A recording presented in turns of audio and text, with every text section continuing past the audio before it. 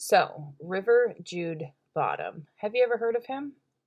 Most of you probably have. His name is River Phoenix for a stage name. Yes, my friends, we are talking about the death of River Phoenix today.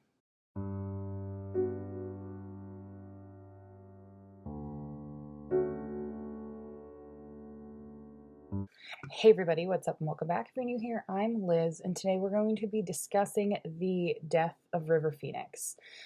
This is such a tragic death that occurred within the 90s. Like, he was such a talented person, and for him to go out so early, and I always wondered what Hollywood would be like now if he still was alive. You know what I mean? Because I mean, he was a beautiful person. He had that edgy, angsty look to him. Everybody loved him. I mean, like that, and if he was still alive, who knows what would have happened with Joaquin, his brother. If you don't know, River Phoenix's brother is Joaquin Phoenix, another famous actor. Yeah, we don't know if River was still alive, if it would have influenced Joaquin Phoenix's career in a different light, like certain things here and there. But enough of rambling. Let's get into a little backstory about Mr. River Phoenix. Well, so River Phoenix, or River Jude Bonham, was born on the 23rd of August in 1970 in Madras, Oregon. He is the oldest of five. So it's him, Joaquin, Summer, Liberty, and Rain. That's all the kids. He was born to Arlen Dunitz and John Lee Bottom. So the thing about his parents is that they met when they were hitchhiking. I believe it was in 1968. They got married in 1969. It was really like they married less than a year after meeting each other, and then bam, here comes River. Literally the next year. So when they named River, they named him after the River of Life in the novel Siddhartha by Hermann Hesse. And then his middle name comes from the song Hey Jude from the Beatles. So when later in life, when he would be interviewed by different magazines, like People magazine for specifics, he would describe his parents as being hippie-ish. Now, he didn't have the best of a childhood because his parents moved around a lot and they did not have a lot of money. So the first time he moved cross country, he was very, very young. And he would state that they lived in such a desperate situation where him and his siblings, generally it was always him and I believe Rain, they would sing on street corners for food and money to support their family because they didn't have any. They also never attended regular school or like a formal education. They didn't have one. And later, in a reflection of his life, screenwriter, her name is Naomi Fauner, she said that she knew he was completely without education, but he could read and write, and he had an appetite for reading and writing, but he had no knowledge or roots into any sense of any type of history or literature because he didn't grow up with any of it. He just knew the way of life by the way his parents was showing him, which was singing on street corners, moving all the time, living off the earth. You know what I mean? It also, a man named George Slosier claimed that River Phoenix was dyslexic as well, which is kind of a weird anomaly because of some of the things he acts in after he's discovered. So another thing that is very big about the Phoenix family, or the Bottom family, because that's their actual surname, is they were a part of a cult called the Children of God. Now, this was originally it was named Teens of Christ. Now, this cult was founded in Huntington Beach, California in 1968 by a man named David Berg. And for some god-awful reason, his parents were became enthralled with this. So they joined the organization, which was known then as Children of God. And because of this, they ended up moving to Caracas, Venezuela, where they worked as missionaries and fruit gatherers because they were stationed there. This happened in 1973. So River's not even 3 years old, and he's already moved out of the country by this time.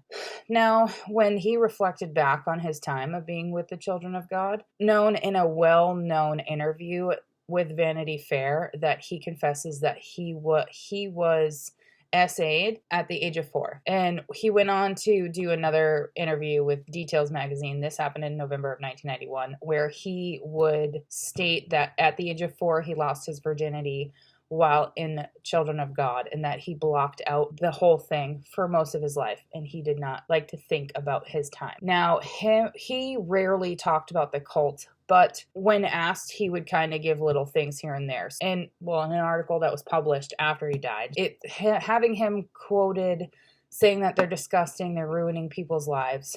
Now, Joaquin went on to talk about what River would say in 2019, or what River said, and he would claim that River was joking, saying that it was a complete and total joke. It was just fucking with the press. It was literally a joke because he was so tired of being asked the same questions over and over again. Eventually, their parents grew out of the church, which is a good thing. So they ended up moving back to the United States. So his mom, Arlen, started working for an NBC broadcaster. She was a secretary, and then his dad started working as an exteriors architect. Now, River, Joaquin, and Summer and Rain, they were in Westwood singing for spare change when a talent agent stumbles upon them. This is Iris Burton. She became so enamored by them that she wanted to represent all four of the siblings. Well, soon after, this is when River starts doing commercials. This is for Mitsubishi, Ocean Spray, Saks Fifth Avenue. And soon after that, he and his siblings were signed up for Paramount Pictures via the casting director, Penny Marshall. So River and his sister Rain were immediately assigned to a show called Real Kids. And they were audience, like, warm-up performers. So they were the ones that really, like, got them going, I guess you would say. So in 1980, this is when he decided that he wanted to pursue his career as an actor. And he ended up having his first TV appearance on a show called Fantasy, in which he would sing with his sister Rain. Now, in 1982, he was cast in a short-lived CBS series called Seven Brides for Seven Brothers, in which he is the youngest brother, Guthrie McFadden. Now, this show would end up, it was very short-lived. It was only a year, and it ended in 1983. Now, the thing with him is that when he showed up for auditions, he would show up with a guitar. And he would promptly start doing an impersonation of Elvis Presley, which would charm the pants off of any producer. And it's also not a known fact that River was actually a really good tap dancer as well. He knew how to dance, sing, and play an instrument. So he was, like, well around, and he was very well versed because he could also act. So after Seven Brides ended, he ended up finding a new role in a TV movie called Celebrity. Now, this movie came out in 1984. He was only on screen for about 10 minutes, and his character ended up becoming, like, a central character in the movie. Now, less than a month after this is when he's in an after-school special for ABC called Backwards, The Riddle of Dyslexia. And he stars as a boy who discovers he has dyslexia. His brother Joaquin also played in this after-school special as well. So it was the first time him and his brother are on screen together. Now, in September of that year, he ended up going and being a part of a very short-lived TV series called It's Your Move. It was very, very short-lived. And he was cast as a character named Brian, and he only had one-line dialogues for the entire show. He also would star in a Robert Kennedy movie called Robert Kennedy and His Times. He starred as RFK Jr. Now, after his role in the After School special, he was almost immediately cast in major TV movie roles. One of them was Surviving a Family in Crisis, which is where he stars with Molly Ringwald and Heather O'Rourke. Now, halfway through filming this is when Iris, now she's his talent manager or talent agent. This is when she contacts him about a possible role in the movie Explorers. Well, Explorers was a big budget sci-fi film by Joe Dante, and he would work alongside Ethan Hawke for this movie. And this was his first major movie role. Now, by 1986, he would then co-star alongside Tuesday Weld and Geraldine Fitzgerald in another TV movie for CBS called Circle of Violence, a family drama. Now, this is about domestic elder abuse. This was his last TV movie role before fully launching into film stardom. So I bet you're wondering about Stand By Me, because this is the movie that he's really known for. So when he's 16, this is when it comes out, I should say, because they started filming in June of 1985 and they ended filming in August of 1985, and he was 14 for most of the movie. So his birthday is in August.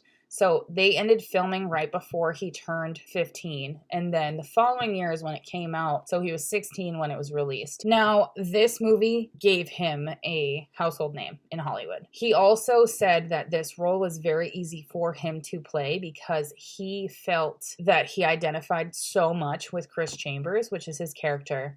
And that if he didn't have his family to go to after the movie, he would have to have a psychiatrist because of how much he identified with this character. Now, later on in 1986, he went on to work with Peter Weir in the movie Mosquito Coast, which is where he plays the son of Helen Mirren and Harrison Ford. And even Peter Weir said that he was going to be a movie star. He could see it with him. And he said it's something apart, there's something about him, not just his acting ability. That's what makes him who he is. Now, while he was shooting in Belize for this movie is when he starts his first, full-on romantic relationship with Martha Plimpton.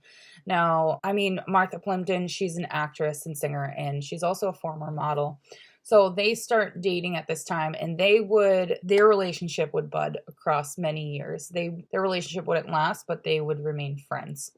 Now, unfortunately, though, the movie The Mosquito Coast didn't really do very well because he just did Stand By Me, and here comes a different movie that got poor reception. So he was kind of in a weird spot, but he still felt that he was okay because of the work he did in Stand By Me. So he had one great movie that year, and then the next one flopped. So he's kind of we're okay. So by 1988, this is when he's cast as the lead in The Night in the Life of Jimmy Reardon. But he was actually really disappointed with his performance in this because it didn't turn out the way that he thought it would, and he would blame himself. He wanted to do some comedy, and it definitely was a far stretch. And he even said that he wasn't sure that he was the right person for it. So also in that year, he would star in Little Nikita alongside Sidney Poitier. And it's during this time when his family was still moving on a regular basis. They relocated over 40 times by the time River was 18. So he decided to buy a ranch in Florida. This is in Micanopy, Florida, which is near Gainesville. This happened in 1987, and he also bought some land in Costa Rica as well. So his sixth feature film, which is Running on Empty, that came out in 1988 as well, and he was 18 years old at this time. He ended up receiving a National Board of Review Award for Best Supporting Actor. He was also nominated for a Golden Globe and an Academy Award. So with this, he became the sixth youngest Academy Award nominee in that category of supporting actor. His next big movie is in Indiana Jones and the Last Crusade. He ended up playing a young Indiana Jones. In 1990, this is when he's first really photographed for the first time by Bruce Weber for Vogue magazine, and he ended up becoming a spokesperson for Gap for a campaign as well. In 1991 is when he stars in the movie Dogfight with Lily Taylor, and this is directed by Nancy Savoca. This was a romantic coming-of-age movie that is set in San Francisco, where he's a young U.S. Marine, and on the night before he shipped out in November of 1963, it's all about, you have to see the movie. I can't really explain it. It's good. So it's after this movie is when he starts dabbling into and experimenting with drugs. So Lily Taylor said that River suffered because he couldn't distance himself from his character. He related a lot to this character, just like he did with Chris Chambers in Stand By Me. He wasn't he didn't get into any drugs yet, but he was drinking. And it was different. It was a very hard role for him to play because it was so completely different from who he was, because he was a hippie. Now he's playing a Marine. So he felt really uncomfortable. He didn't enjoy it because he couldn't get into that mental psyche, but he could still relate to the character. That really became a turning point for River when it came to kind of understanding the difference in characters of what he could play and what he couldn't play and what he mentally could handle, which is why a lot of actors end up going into counseling, and they do trauma counseling as well. Sophie Turner, she just admitted to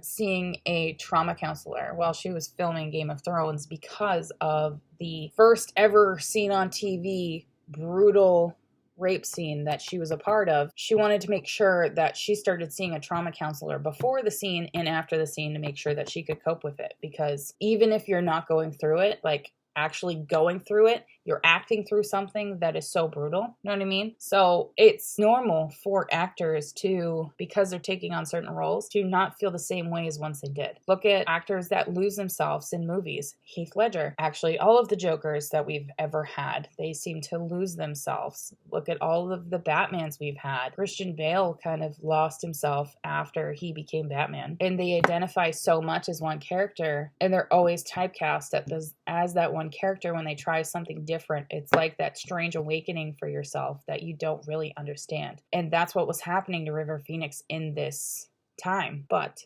I digressed. So he went on to meet Keanu Reeves while Keanu was filming the movie Parenthood. This was when Keanu was working with Joaquin and Martha Plimpton for the movie Parenthood. And this is when they met. Now, River Phoenix actually auditioned for Bill and Ted's Excellent Adventure, but the role ended up going to Alex Winter instead of River Phoenix. Can you imagine him and Keanu Reeves in that movie? That would have been fucking great. I mean, it was still great, but still.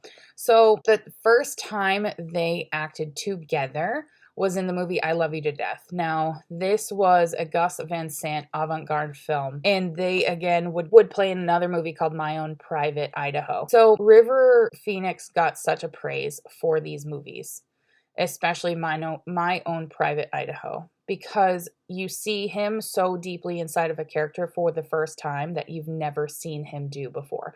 He was really becoming a good type of a method actor at this point. Like really getting into it, really understanding what he needs. And it was such a sensitive and comic performance that he had never done before. So because of this, he ended up winning the Volpe Cup for Best Actor in 1991 at the Venice Film Festival. He also received the Independent Spirit Award for Best Male Lead. He also won the National Society of Film Critics Award for Best Actor. And he became the second youngest winner for this award. Now, this film in itself is what helped solidify him as an actor with such an edgy look, but had all of what you needed to be a leading role. But unfortunately, everything has a downside. This is when he starts dabbling in heroin, cocaine, and marijuana, as well as him drinking. He, again, would team up with Sidney Poitier, but also work with Robert Redford in a movie called Sneakers that came out in 1992.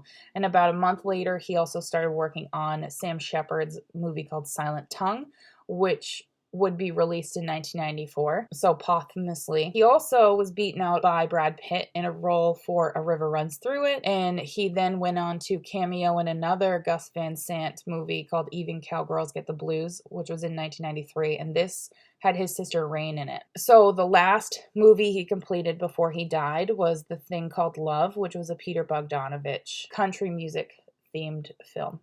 And it's this movie where he meets Samantha Mathis, who he started a relationship with. There's a lot of roles he would have been in that were either unreleased or they didn't film because of his death, or they went on to recast because of his death. So he was supposed to start working on Interview with a Vampire 2 weeks after his death happened. So his role as Daniel Malloy, which was the interviewer, ended up going to Christian Slater. Now, Christian Slater ended up donating his entire salary to two of River's favorite charities, Earth Save and Earth Trust. and the movie was dedicated to River Phoenix at the end. Now, Christian Slater donated $250,000 in River Phoenix's name, which that is very sweet of him to do. So the movie Safe Passage, River Phoenix was also supposed to star in, because Safe Passage was supposed to be the movie he worked on after Interview with a Vampire. Now, if you've seen that movie, that role ended up going to Sean Astin because of River Phoenix's death. He also signed on to lead in Broken Dreams, which was a screenplay that was written by John Borman, and he was supposed to work with Winona Ryder. The film was put on hold due to River's death, but in 2012, that's when they ended up recasting, and they had Caleb Landry Jones in the role, obviously, because Phoenix has been dead for almost 10 years at this point. So Gus Van Sant also wanted River to play the role as Cleve Jones in Milk, which he was originally planning to make the movie in the early 90s. Now, if you've ever seen the movie Milk, yes, it came out in 2008, but Gus Van Sant planned on making that in the early 90s. He did not plan on waiting that long. Now, when the role eventually went to Emile Hirsch when it came out in 2008. Now, when they asked Gus Van Sant in an interview with Interview Magazine, they asked, "You were going to do a movie with River about Andy Warhol, right?" And he said, "Yeah, River kind of looked like Andy in his younger days, but the project never went forward." So that was a movie that was never released, and they never were able to do anything with it. So it was an unfilmed and unreleased. So in 1988, River was known to be carrying around a memoir of Basketball Diaries. And he heard that there was a movie version in the works and wanted to play the role of Jim Carroll, who is the main character. We'll just say that. Now, the film went on a hiatus on a numerous amount of different occasions. Now, River was always cited as being the main contender for the role of each time, but eventually the film was made in 95 and the lead went to Leonardo DiCaprio. He also expressed interest in playing Arthur Rimbaud, who was a French poet, in the movie Total Eclipse. Now, River died before they officially did casting for this movie, and that role also went to Leonardo DiCaprio as well. Acting's not the only thing he did. Like I mentioned before, he sang and he danced. He was also in a band called Aleka's Attic. Now, he taught himself how to play guitar, and at the age of 5. And when he had an interview with E! in 1988, he said that when he was 9, him and his sisters, they wanted to become recording artists. So his family moved to LA, and that was so they could. And they fell into commercials for financial reasons and acting, and it became such an attractive concept for them to get there. Now, before getting their agent, Iris, they tried to get into the music business by playing covers of different songs on the streets and things like this. Now, eventually, cops would have to defuse crowds because of them congregating around the bottom kids while they were singing. The first thing he bought with film success was his guitar. Now, he saved $650 to buy this guitar, of which he wrote that he describes it as a progressive thing that helped him create his progressive ethereal folk rock. Now, while he was working on the movie A Night in the Life of Jimmy Reardon, this is when he writes and records the song Hard to Get. Now, this was written specifically for the end credits of that movie. Now, 20th Century Fox cut it from the film, but the director put it back into its place for his director's cut that was released some years later. And it's during the filming of this is when he meets Chris Blackwell of Island Records. This meeting, they had a meeting because of them initially meeting, and this secured Phoenix with a 2-year development deal with Island Records. Phoenix didn't really like the idea of being a solo artist, and he really wanted a collaboration. And this is when he focused on making a band, henceforth Aleka's Attic, which was created in 1987, which included his sister Rain, because they often sang together. Now, he was very committed to gaining his credibility. The reasons for this is because he wanted to maintain a band that didn't use his name and secured performances that were not benefits for charitable organizations. He wanted to do everything the way to work his way up. So his first release with Aleka's Attic is called Across the Way, which is co-written by his bandmate Josh McKay. This was released in 1989 and ends up going on the benefit album for PETA, titled Tame Yourself. He also wrote and recorded a spoken word piece called Curry Curry, and this went on Milton Nascimento's album TXAI. In 1991, the track Too Many Colors was used in the film My Own Private Idaho, of which he starred in. Now, the band ended up breaking up in 1992, but River kept writing and performing. While he was working on the set of The Thing Called Love, his last movie, he wrote and recorded the song The Lone Star State of Mind, and of which he performs in the movie as well. This song was not included in the film's soundtrack album. It was a little disheartening because he wrote it for the movie. In 1996, there was a track by Aleka's Attic, Note to a Friend, which was released on a benefit album, In Defense of Animals Volume 2, and it was also this features Flea from Red Hot Chili Peppers on it, and he's playing bass. River also collaborated with John Frusciante for his first real departure from Red Hot Chili Peppers with the songs Height Down and Well I've Been. This was all released on John Frusciante's second solo album called Smile from the Streets You Hold, which came out in 1997. Now, something really cool that I never knew about is that River Phoenix was really good friends with Dan Aykroyd. I didn't know this. I also didn't know that they invested in the original House of Blues. Now, the original House of Blues opened in Cambridge, Massachusetts. I didn't know that River Phoenix and Dan Aykroyd were the original investors in this. Now, they also opened their doors to the public after they served homeless people dinner on Thanksgiving Day in 1992. That is amazing to hear. Not only is River Phoenix a writer and a musician, an actor and a dancer, he's a humanitarian. He was very dedicated with animal rights and environmental activism, and he was considered a vegan from age 7. He was a very prominent spokesperson for PETA, and he won a humanitarian award in 1992 for his fundraising efforts. Him and his then girlfriend Martha Plimpton, they recalled once when they were 15, they went to a fancy restaurant in Manhattan, and one of them ordered soft shell crabs. River left the restaurant, walked around Park Avenue crying. Martha went out and he said, "I love you so much." Why? He was so hurt that she wanted to eat crab. He was in pain because she was eating an animal, and that he didn't know that she was still eating meat because of the way he was eating. You know what I mean? In 1990, he also wrote an environmental awareness essay about Earth Day that targeted his younger fans. This was printed in 17 magazine.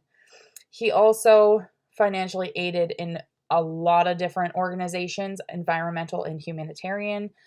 He bought 800 acres of land in Costa Rica, which is an endangered rainforest. He gave speeches at various different groups and rallies. Him and Aleka's Attic often played at environmental benefits for well-known charities, as well as local ones in Gainesville, Florida, which is where, the area where his family lived.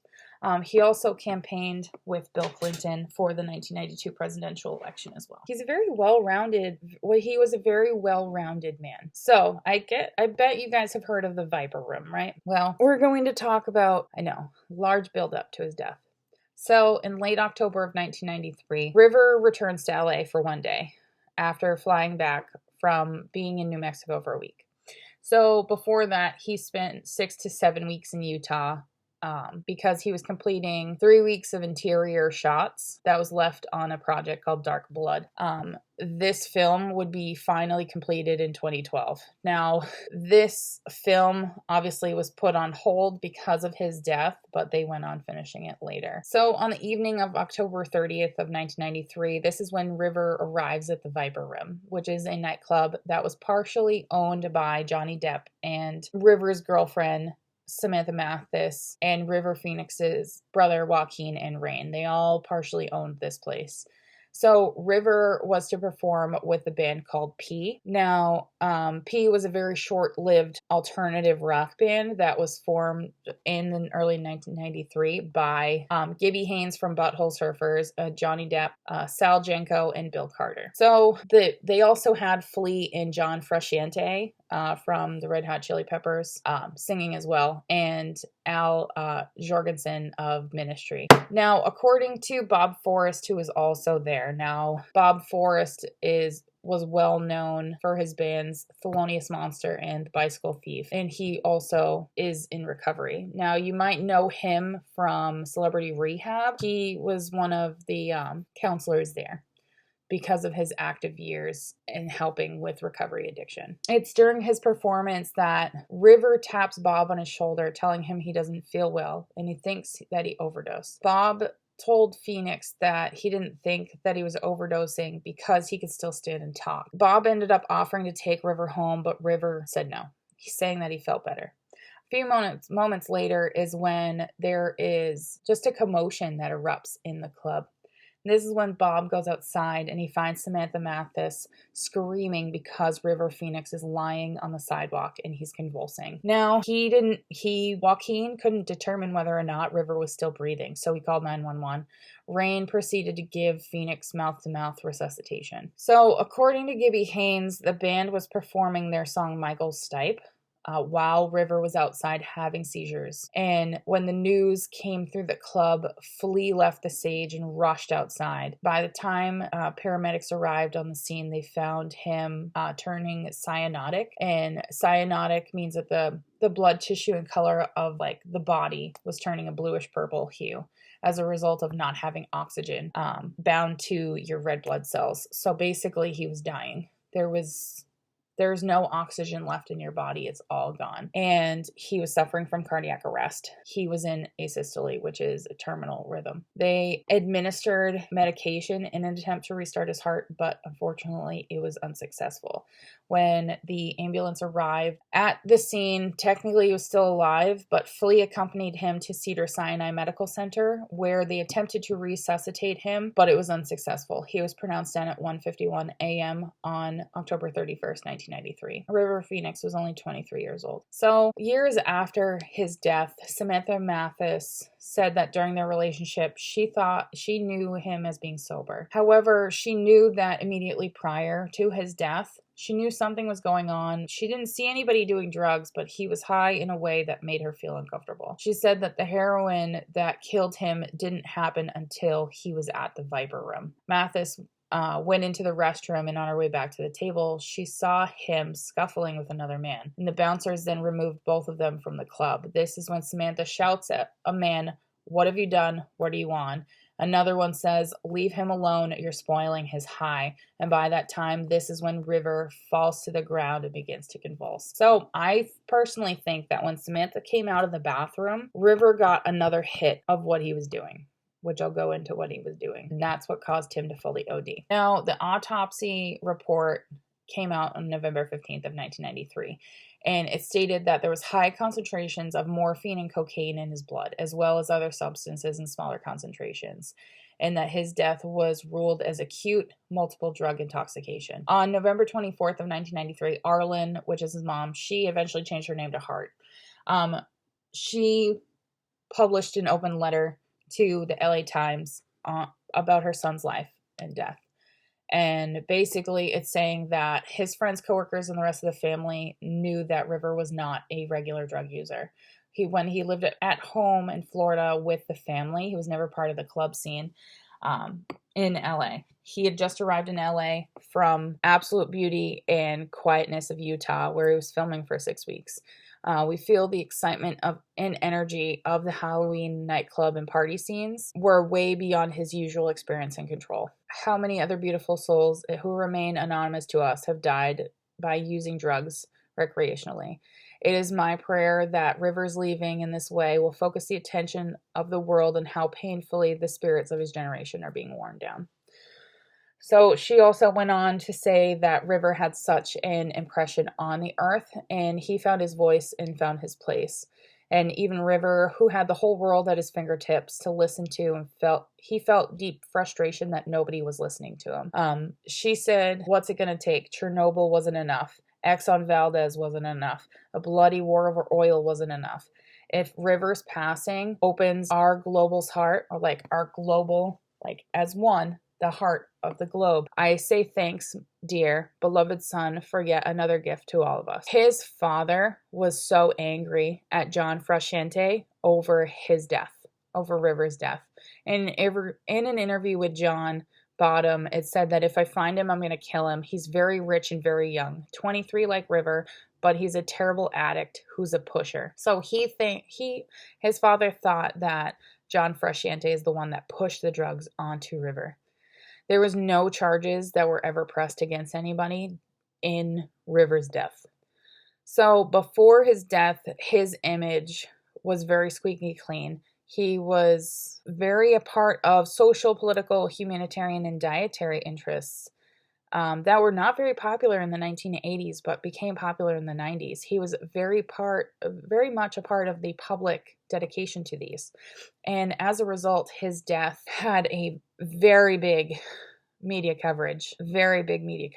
A lot of people dubbed him as the vegan James Dean, and there were a lot of comparisons between both of them because of how young they were and the sudden deaths of both of them, and how they really missed out on such a great career. So a lot of actors have credited River Phoenix as being a major influence for them. Leonardo DiCaprio, Jared Leto, James Franco, and many, many more actors have credited River Phoenix for influencing them. Now, during his Best Actor speech at the 92nd Academy Awards, now this happened in 2020, Joaquin Phoenix honored his brother and said that when he was 17, my brother River wrote this lyric. He said, "Run to the rescue with love and peace will follow." Obviously, if you have followed Joaquin Phoenix, him and his partner Rooney Mara had a son, and they named their son after River because that's Joaquin's big brother.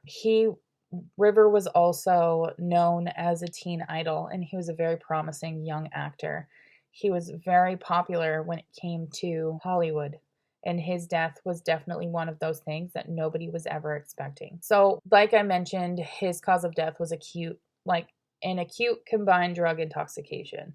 Now, he overdosed on what is called a speedball. Now, a speedball is a mix of cocaine and heroin. Speedballs are very dangerous. And yes, there's a lot of people that do these, but it is very dangerous. Now, okay, here's the thing. Cocaine is a stimulant and heroin is a depressant.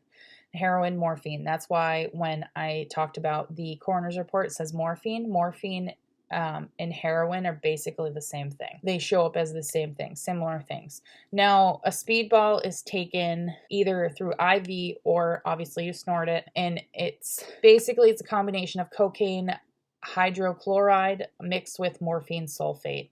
That's the actual name. Modern day speedballs are also made with benzodiazepines and barbiturates along with stimulants. There's a lot of different ways you can make these. This is not a tutorial of how to make a speedball. I'm just informing you so you know. I have a background in helping those in recovery when it comes to addiction rehab. So this is highly close to my heart because I understand what happens as growing up in a family and being surrounded by addicts. I understand. Now, speedballs they have stronger effects than either drug alone. So when you take them together, it's extremely hazardous. It can easily cause a heart attack, respiratory arrest, and death. As we know with a lot of other actors that have died because of mixing a lot of different drugs together. Jim Belushi is one. Chris Farley. So Jean-Michel Basquiat, he was a famous artist. He died from, most people list his death as heroin, but it's actually through a speedball. Chris Farley, Pete Farndon, Zack Foley, Trevor Goddard, Mitch Hedberg. There is a lot of different actors who have died due to this.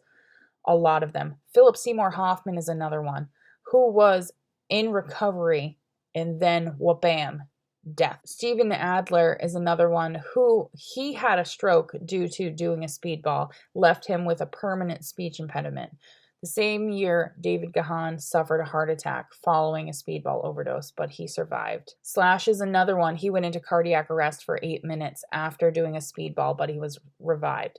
Technically, he was brain dead because he was in cardiac arrest for 8 minutes. Once it's 7 minutes or more, there's a lack of oxygen to your body.